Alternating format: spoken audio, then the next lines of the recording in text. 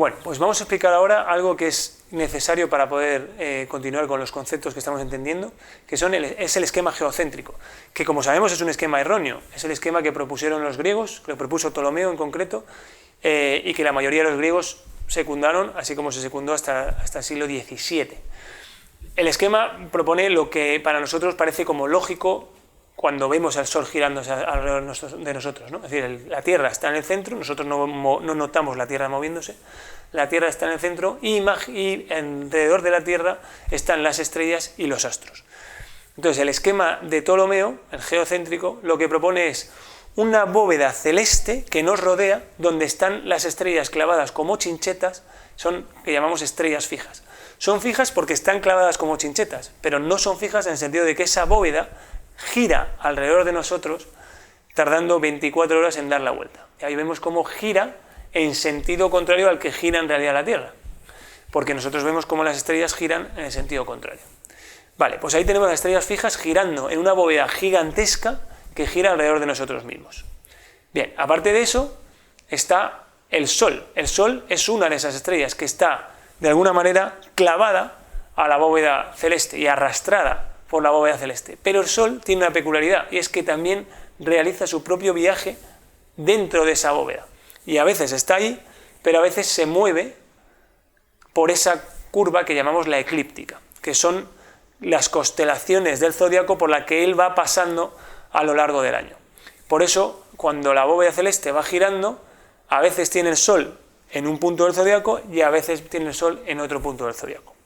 Cuando la tiene donde está el Sol ahí, pues hace ese giro, pero cuando el Sol estamos en 21 de junio, hace ese otro giro, y cuando estamos el 21 de diciembre, hace este otro giro, ¿vale? La bóveda celeste siempre gira alrededor del mismo eje, pero el Sol es el que se mueve, o aparentemente parece moverse, alrededor de su eclíptica.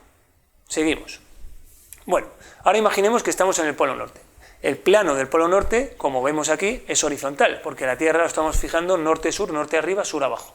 Y ahí vemos a un oso polar que va a ver cómo el Sol, el 21 de junio, gira alrededor del eje, y vemos que el 21 de junio el Sol no se pone, está siempre encima del oso polar, en concreto a una altura de 23,5 grados. Y ahí va a seguir dando vueltas a lo largo del 21 de junio, el 22 de junio, el 23 de junio, dando vueltas sin ponerse el Sol. Ese es el esquema real y lo que se entiende al entender el esquema geocéntrico. Pero si quisiéramos dibujar Madrid, claro, Madrid no está arriba en el Polo Norte, está inclinado en este dibujo, está con una latitud de 40 grados, por tanto hay que inclinarlo 50 grados. Bueno, pues esa es Madrid, ahí tenemos un arbolito en Madrid, y vemos que el Sol, que está girando dentro de esa bóveda celeste, sale por el este y se pone por el oeste, y en este caso vemos que el día dura más que la noche, como ya hemos visto en otros ejemplos, ¿vale? Para entender esto mejor, lo que vamos a poner ahora es el horizonte plano y vamos a girar toda la estructura de la bóveda celeste. Y es lo que hacemos ahora. Bueno, aquí vemos cómo el Sol va moviéndose, se va poniendo, y cuando es por la noche, pues está en el otro lado.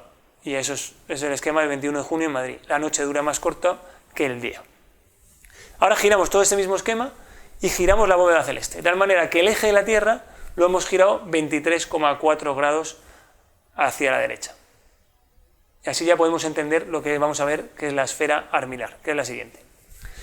Esta esfera es la esfera que de alguna manera inventó Ptolomeo para intentar entender su esquema. Vemos cómo el Sol se mueve alrededor de la eclíptica y el ángulo que tiene este eje, el eje de giro de la bóveda celeste, coincide con la latitud del lugar. O sea, yo tengo que inclinar ese ángulo lo mismo respecto al horizonte, lo mismo que la latitud del lugar. En el caso de Madrid, tendría que subir el eje de la bóveda celeste 40 grados respecto al horizonte. Y entonces así entenderíamos lo que va a ocurrir ahora mismo. En este caso, el ángulo es un poquito mayor porque esta esfera armilar de este dibujo es de algún país occidental del norte, a lo mejor de Inglaterra o de Noruega.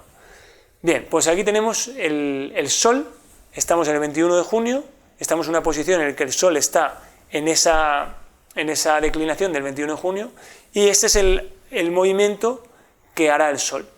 va girando, yo giro la manilla de la esfera armilar y el Sol va girando y vemos que es de día mucho tiempo. El horizonte es el plano ese que pone NES, ese es nuestro horizonte, y ahí es cuando ya se va a poner el Sol. Ahí ya se está poniendo el Sol. Y vemos que lo que le queda de noche es muy poco, es decir, el día dura más y la noche dura menos. Si estuviéramos en el 20 de diciembre, el Sol tiene una declinación mucho más baja y entonces el Sol dura de día muy poquito y la noche es muchísimo más larga.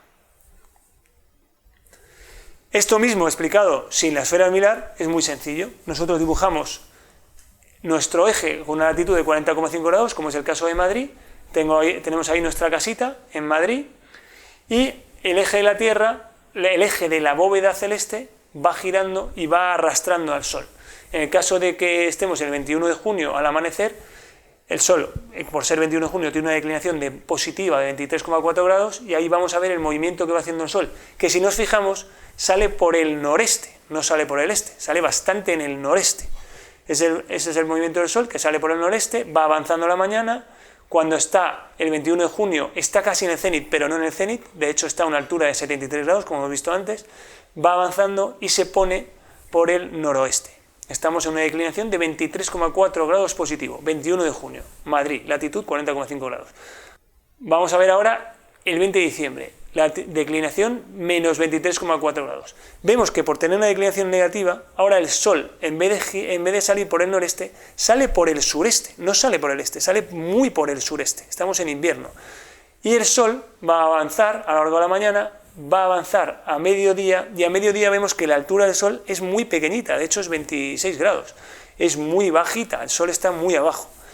Y luego ya se va poniendo y se pone por el suroeste, no se pone por el oeste, se pone por el suroeste, en Madrid en invierno.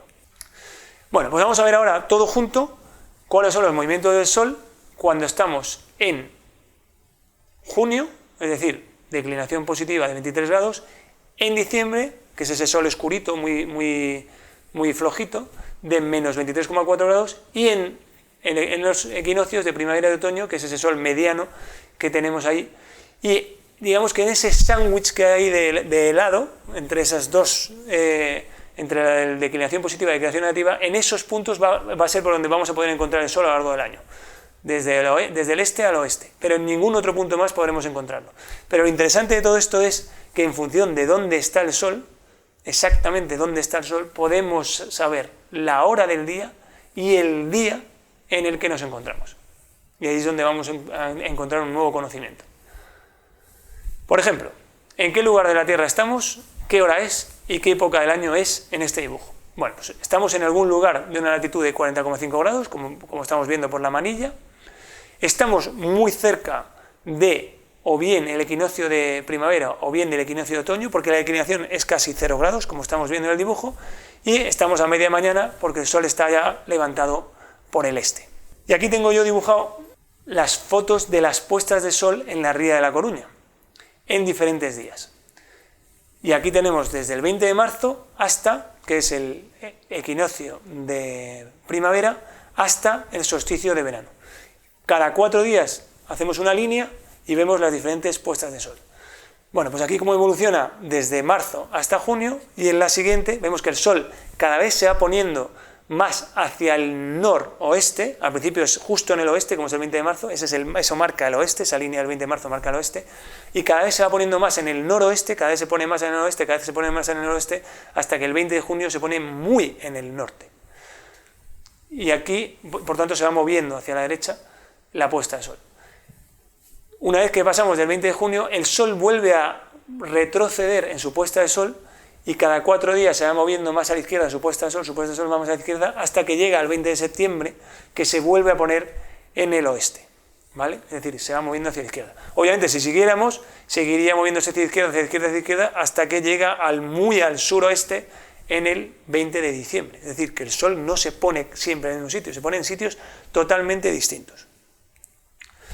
Vale, pues pregunto yo, ¿qué día es? Si estamos en la Ría de La Coruña, en concreto en el pueblo de Mera, y vemos el Sol poniéndose justo detrás de la Torre de Hércules. Y ahí vemos en el dibujo que el día 1 de septiembre, vemos que el Sol se pone justo detrás de la Torre de Hércules, que es un faro romano, el único faro romano en pie del mundo. Pues ahí se pone justo detrás, el 1 de septiembre. Pero tengamos en cuenta que no solo es el 1 de septiembre.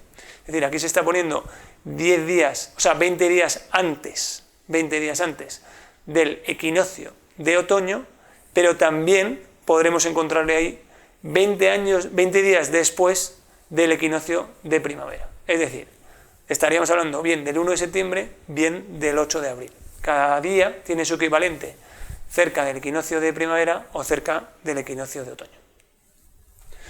Y ya, última foto, vemos aquí la Plaza de Colón de Madrid. Hemos tenido que coger un poste largo para el ejercicio que estamos viendo, en este caso la bandera de España, y tenemos que saber qué día del año se tomó esta foto. Es sorprendente que con esta foto seamos capaces de saber qué día del año, pero vamos a saber hacer.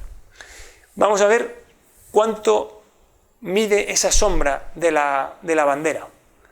Y vamos a ver qué orientación tiene esa sombra de la bandera. Para ver la orientación de la bandera y de la sombra de la bandera, entramos en Google Maps y vemos que efectivamente esa orientación es justo norte-sur. Con lo cual, si la orientación es norte-sur, quiere decir que el sol estaba justo en el sur. Si el sol estaba justo en el sur, estamos hablando de que era justo mediodía. Si calculamos el ángulo que hay entre el final de la sombra y la cúspide de la bandera, vemos que es un ángulo de 71,46 grados. Y como sabemos que la altura del sol en el solsticio de verano es de 73 grados, sabemos que esa foto se tomó muy cerca del 20 de junio en Madrid.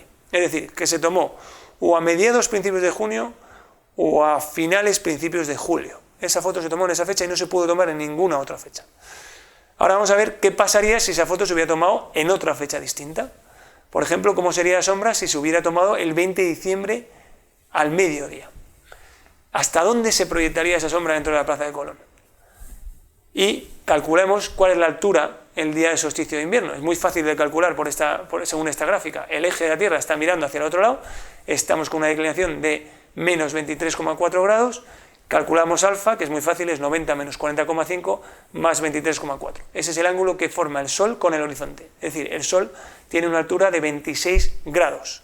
Si la altura del Sol es de 26 grados, eso quiere decir que la sombra de la bandera va a ser enorme. Yo dibujo ahí mi línea de 26 grados de altura, de ángulo respecto al horizonte, y vemos que la sombra va más allá de la calle Goya. Es decir, tiene 102 metros, mientras que en verano la sombra tenía solo 15 metros. Es decir, que cuando veamos una foto y veamos el tamaño de la sombra de los objetos, podemos calcular, primero por la orientación de la sombra, a qué hora se toma la foto, y por el tamaño de la sombra, qué día se tomó la foto.